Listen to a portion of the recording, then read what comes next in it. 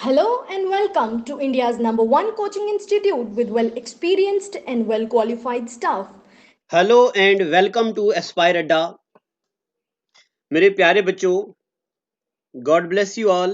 जिन जिन बच्चों ने मुझे आज हजारों की तादाद में मोर देन 1000 मैसेजेस आए हैं, हैप्पी टीचर्स डे फलाना डिमका, बहुत सारे मैसेजेस, बहुत सारी विशेस। तो आज मैं बीइंग अ टीचर दुआ करता हूं कि जितने भी बच्चे एस्पायर अड्डा के इस प्लेटफॉर्म से जुड़े हुए हैं, क्रिएटर उन सब की तमाम तमन्नाओं को पूरा करे और वो सब बच्चे अपनी जिंदगी में फले फूले खुश रहे। हमेशा खुश रहो। मैं आंख बंद करके अपने मन से आपके लिए दुआ करता हूं,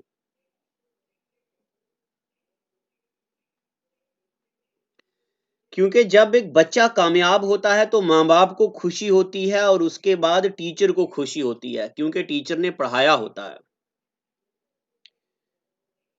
तो मेरी भी यही दुआ है कि ये सारे बच्चे जो मुझसे जुड़े हैं वो कामयाब हो जाएं। एस्पायर अड्डा के साथ जो जुड़े हैं वो भी, जो नहीं जुड़े हैं, स्टूडेंट हैं, स्ट्रगल कर रहे हैं, वो भी। टीचर का रोल बहुत ज्यादा हुआ है। हम जितने भी पीछे चले जाएं, एंशिएंट टाइम से लेके आज दिन तक टीचर का बहुत रोल रहा है। और उस्ताद की, टीचर की इज्जत करने वाले बच्चे बहुत ऊपर, बहुत ऊंचे मकाम में चले गए हैं। और मैं आप सब बच्चों को ये आज टीचिंग, ये ब्लेसिंग्स भी देता हूं कामयाबी की, और ये टीचिंग देता हूं कि हमेशा अपने टीचर की रिस्पेक्ट कीजिएगा। और मैं इस प्लेटफॉर्म से सारे टीचर्स से भी ये रिक्वेस्ट करूंगा कि प्लीज अपने बच्चों के साथ पढ़ाने में धोखा मत कीजिएगा। कभी कभार टीचर बहुत कम चीजें बच्चों को देते हैं, तो मैं सारे टीचर से ये रिक्वेस्ट भी करता हूं कि अपने बच्चों के साथ बहुत ऑनेस्ट, बहुत ईमानदार रहिए। चलो अब हम पढ़ाई पे आते हैं। बहुत हो गया गुरु ज्ञान। हमने वेव्स में कल कल वाले लेक्चर में मैंने आपको पढ़ाया था, ऐसे करके एक वेव बनाई थी और आप बच्चों ने वो लिखा भी होगा। इसको बोलते हैं ट्रांसवर्स वेव। और इस वेव से रिलेटेड जितनी भी चीजें हैं हमने कुछ एक पढ़ी थी, time period, amplitude, speed, frequency, ये पढ़ा था। आज वही वेव है, वही ट्रांसवर्स वेव है, और मैं आपको कुछ नोट लिखवाने जा रहा हूं और ये नोट पेपर में पूछे जाते हैं। देखिए क्या नोट लिखाने जा रहा हूं। ये रेड कलर वाला मीन पोजीशन है और ब्लैक कलर वाली वेव है। एम्पलीट्यूड कौन सा वाला है? ये रेड कलर का एम्पलीट्यूड है। एम्पलीट्यूड का मतलब बताया था, the maximum displacement of medium particle from mean position. ये पढ़ाया था मैंने आपको। अब इसी को हम आगे करेंगे, तो नोट लिखिए। क्या नोट लिखेंगे? नोट नंबर 1, उसमें लिखो लाउडनेस, लाउडनेस ऑफ साउंड। ये बहुत बार पेपर में आया। Loudness of sound depends upon, किस पे डिपेंड करती है? एम्पलीट्यूड पे। Loudness of sound depends upon amplitude. इसका मतलब क्या होता है? दैट इज, अगर अगर अगर एम्पलीट्यूड ज्यादा होगा तो साउंड की लाउडनेस भी ज्यादा होगी, और अगर एम्पलीट्यूड कम होगा तो साउंड की लाउडनेस भी कम होगी। ठीक है? जितना एम्पलीट्यूड ज्यादा होगा इतनी साउंड क्या होगी? ज्यादा। और जितना एम्पलीट्यूड कम होगा उतनी साउंड क्या होगी? कम। एक बात ये पेपर में आती है, इसलिए नोट करके लिखा दिया। And if amplitude equal to 0, अगर एम्पलीट्यूड हो जाए 0, देन जो साउंड होती है साउंड बिकम्स, कौन सी साउंड बन जाती? वो vibratory sound. Sound becomes vibratory sound. अच्छा, लाइट का चैप्टर जो मैंने शुरू किया था वो आप में से एक बच्चा बोल रहा था कि जरा कम है, मुझे ध्यान नहीं है क्या क्या उसमें कम है, काफी पहले पढ़ाया था। तो अब मैं ये चैप्टर खत्म करने के बाद एमसीक्यू सीरीज लाऊंगा आपकी प्रिपरेशन के लिए। जितनी भी चीजें कहीं बीच में छूट गई हैं तो एमसीक्यू में वो सारा कवर करूंगा। ऐसा नहीं होगा कि एक क्वेश्चन है उसके 4 ऑप्शन है और एक ऑप्शन को टिक कर दिया। सारे ऑप्शन को एक्सप्लेन किया जाएगा तो उससे आपका कंटेंट भी बनेगा, अंडरस्टैंडिंग भी बनेगी और प्रीवियस ईयर क्वेश्चन की प्रैक्टिस भी हो जाएगी। तो लाउडनेस अगर एम्पलीट्यूड 0 हो जाए तो लाउडनेस क्या बन जाती है, वाइब्रेटरी साउंड बोलते हैं इसको। यानी कि मैंने लिखाया आपको लाउडनेस ऑफ साउंड जो है, ऊंचाई साउंड की, ये डिपेंड करती है एम्पलीट्यूड पे। अगर एम्पलीट्यूड ज्यादा होगा लाउडनेस ज्यादा होगी, अगर एम्पलीट्यूड कम होगा लाउडनेस कम होगी। ठीक है यहां तक। अब बहुत बार पेपर में आता है कि लाउडनेस को किस में मेजर करते हैं, यानी कि एसआई यूनिट क्या है लाउडनेस का। एसआई यूनिट अलग होता है, याद रखना। एसआई यूनिट होता है watt per metre. What is SI unit of loudness? SI unit क्या होता है इसका, watt per metre. But loudness of sound is measured in, loudness of sound is measured in decibel. किस में मेजर करते हैं इसको, डेसिबल में। इसको डी और बी लिखते हैं, ठीक है ना। Loudness of sound is measured in decibel, और जो डिपेंड करती है एम्पलीट्यूड पे, और ये सेंसिटिविटी या रिस्पॉन्स ऑफ एयर पे भी डिपेंड करती है, और इसका ऐसा यूनिट वाट पर मीटर है। अभी मैंने आपको एक नोट लिखाया, यानी कि इस नोट में हमने लाउडनेस को डिस्कस किया। अब एक नई चीज भी आगे पढ़ते हैं हम। देखो, कल मैंने आपको फ्रीक्वेंसी के बारे में पढ़ाया था, फ्रीक्वेंसी। अब आज फ्रीक्वेंसी के बारे में जरा और पढ़ेंगे हम। देखो, मैं एक वेव ये बना रहा हूं,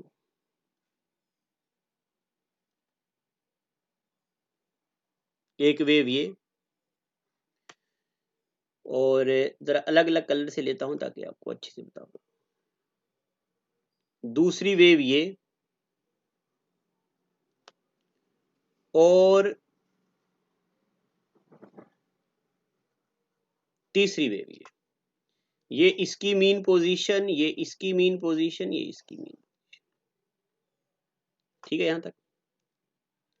अब देखिएगा, इसकी वेवलेंथ कितनी है, यहां से लेके यहां तक, ये एक वेवलेंथ है। वेवलेंथ को रिप्रेजेंट करते हैं इस लेटर से, इस सिंबल से। इस सिंबल को बोलते हैं लैम्ब्डा। इसकी वेवलेंथ कितनी है, इतनी, और इसकी वेवलेंथ कितनी है, इतनी। ठीक है यहां तक। यानी कि जितनी देर में इसकी एक वेवलेंथ बनी, इसकी थोड़ी सी ज्यादा बनी, और उतनी देर में इसकी कितनी बन गई, देखो 2 बन गई। एक सेकंड में कितनी वेव्स बनती हैं उसको बोलते फ्रीक्वेंसी। क्या बोलते, फ्रीक्वेंसी। ये कल हमने पढ़ दिया। Number of cycles produced in 1 second is known as frequency. अब लिखिए नोट नंबर 2। क्या है नोट नंबर 2? आपने सुना होगा किसी किसी औरत की, मतलब जनरली औरतों की आवाज बारीक होती है, उस बारीकनेस को बोलते हैं शार्पनेस। क्या बोलते हैं उसको, शार्पनेस, या उसको बोलते हैं पिच। शार्पनेस बोलते या क्या बोलते, पिच। तो पिच या शार्पनेस ऑफ साउंड ऐसे लिखो, पिच या sharpness of A sound depends upon its frequency. ये लिखना है नोट, पूरा लिखो। नोट नंबर 2, शार्पनेस या pitch of sound depends upon its frequency. किस पे डिपेंड करता है, फ्रीक्वेंसी पे। अब पेपर में आता है वाई लेडीज वॉइस। लेडीज की जो वॉइस होती है उसकी जो पिच होती है वो ज्यादा होती है, या वो शार्प होती है। क्यों? Because ladies voice has high frequency. Ladies voice की फ्रीक्वेंसी क्या होती है? हाई। मॉस्किटो जब आवाज लगाता है हमारे कान के नीचे, वो भी बड़ी बारीक आवाज होती है, तो मॉस्किटो की आवाज भी क्या होती है? मॉस्किटो की हाई फ्रीक्वेंसी। छोटे बच्चे की आवाज कैसी होती है? हाई फ्रीक्वेंसी वाली। मर्द की आवाज कैसी होती है? शेर वाली आवाज, भारी आवाज। मर्द की आवाज की फ्रीक्वेंसी क्या होती है? कम। औरत की आवाज की फ्रीक्वेंसी क्या होती है? ज्यादा। Note number 2। ठीक है यहां तक। उसके बाद नोट नंबर 3। नोट नंबर 3 उसमें क्या होता है? देखो नोट नंबर 3 में लिखो, कभी कभार ऐसा होता है एक सिंगल साउंड होती है। कभी कभार एक सिंगल साउंड होती है, तो नोट नंबर 3 लिखना, sound of single frequency. Sound of single frequency. Sound of single frequency is known as tone. TONE। हम नहीं बोलते अपनी टोन चेंज करो आवाज की। कैसे बोल रहे हो? गंदी तरीके से बात कर रहे हो हैं? तो sound of single frequency is known as tone. And ऐसी साउंड जिसमें ढेर सारी फ्रीक्वेंसीज हो, कम ज्यादा आगे पीछे बोलने का, जो गाना बोलते हैं हम।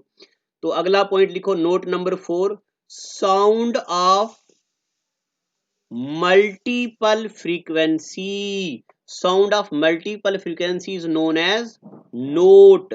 NOTE। बारीक बारीक बातें हैं, बट ये स्ट्रिक्टली पेपर के लिहाज से पढ़ा रहा हूं आपको। पेपर में ये चीजें पूछी जाती हैं। क्या? शार्पनेस या किस पे डिपेंड करता है? फ्रीक्वेंसी पे। औरत की आवाज जो होती है वो होती है ज्यादा बारीक। क्यों? उसकी फ्रीक्वेंसी ज्यादा होती है।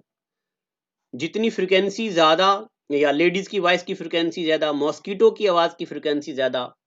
साउंड ऑफ सिंगल फ्रीक्वेंसी को हम टोन बोलते हैं, और साउंड ऑफ मल्टीपल फ्रीक्वेंसी को हम नोट बोलते हैं। ठीक है। अब इसी तरह एक और चीज भी आती है इसी साउंड में, उसको हम बोलते हैं नोट नंबर, अब इसको लिखना नोट नंबर 5 है शायद। नोट नंबर 5, इंटेंसिटी क्या होती है? इंटेंसिटी का मतलब तो कशिश होता है या क्षमता होता है। What is intensity?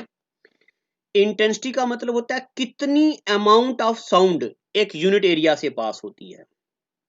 ठीक है ना? देखो अब इसमें डेफिनेशन नहीं लिखनी आपने। ये कोई यूनिट एरिया है, मान लो 1 मीटर लेंथ है और 1 मीटर विड्थ है।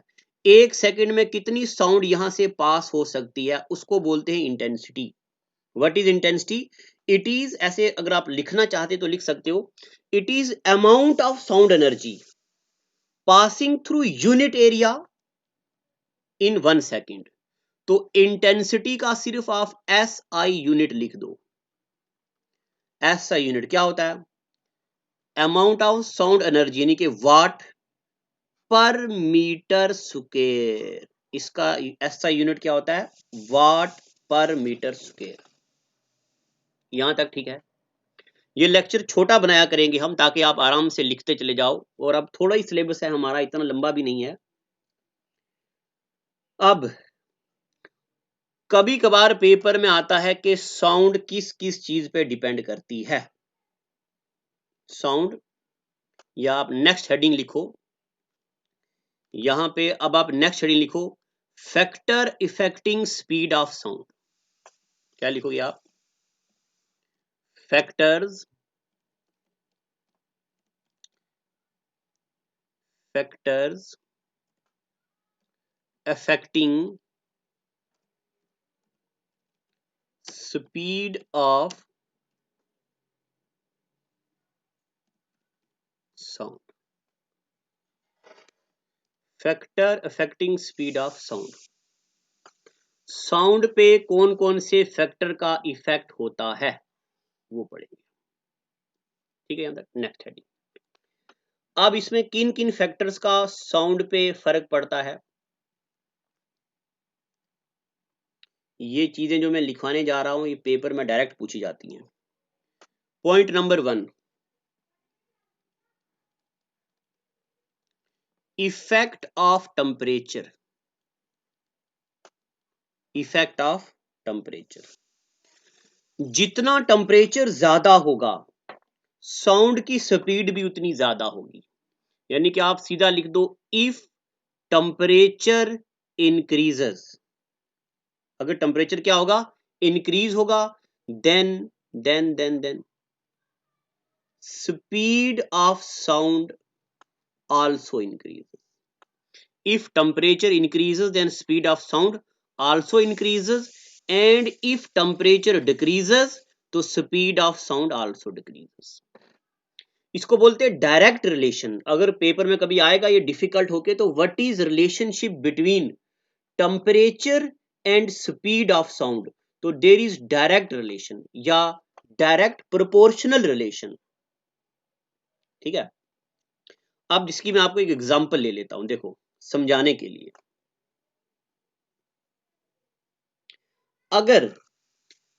अगर किसी हवा का टेम्परेचर 1 डिग्री सेल्सियस बढ़ जाए, कहीं जगह पे हवा का टेम्परेचर क्या 1 डिग्री सेल्सियस बढ़ जाए, तो साउंड की स्पीड 0.61 मीटर पर सेकंड के हिसाब से बढ़ जाती है। अगर 1 डिग्री सेल्सियस टेम्परेचर बढ़ेगा हवा का, तो साउंड की स्पीड 0.61 मीटर पर सेकंड क्या हो जाएगी, बढ़ जाएगी। यानी कि जितना टेम्परेचर ज्यादा उतना साउंड की स्पीड भी क्या हो जाती है, ज्यादा हो जाती है। एक ये। दूसरे नंबर पे मैं आधा इसको साफ करता हूं।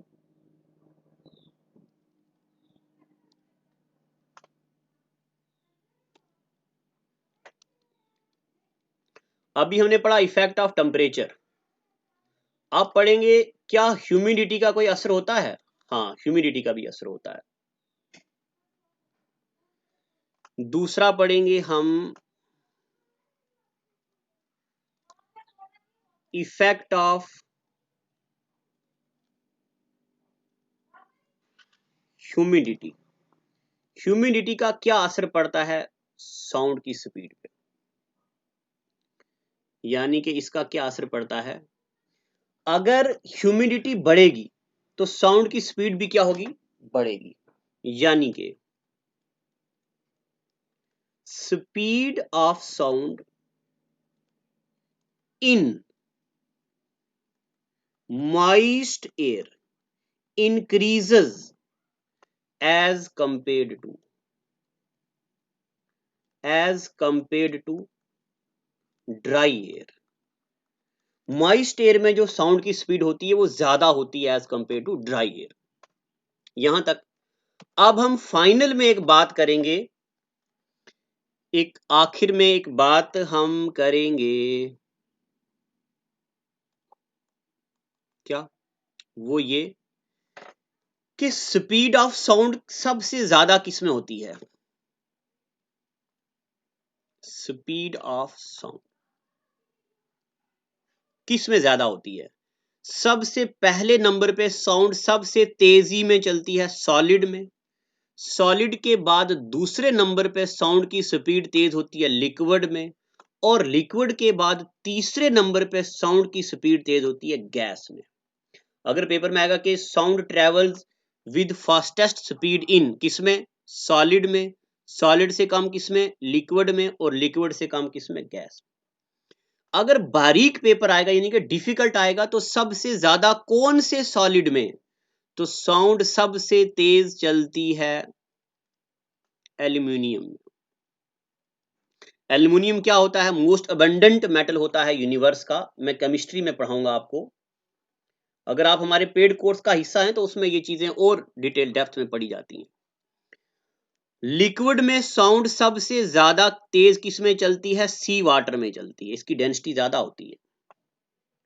और गैस में सबसे तेज साउंड किसमें चलती है, हाइड्रोजन में चलती है। यहां तक पता चल गया आपको। अभी हमने कुछ एक बेसिक पढ़ा है, आप पे बर्डन ना हो जाए इसलिए लेक्चर छोटा रखा जाएगा। अगले लेक्चर में हम पढ़ेंगे, मैं आपको पहले से ही बता रहा हूं, क्योंकि अगर बाय द वे मेरे पास बहुत बर्डन होता है, 8-10 बैच पेड वाले चल रहे हैं और काम होता है, अलग अलग सब्जेक्ट्स होते हैं, कभी मैं स्किप भी कर सकता हूं, भूल भी सकता हूं।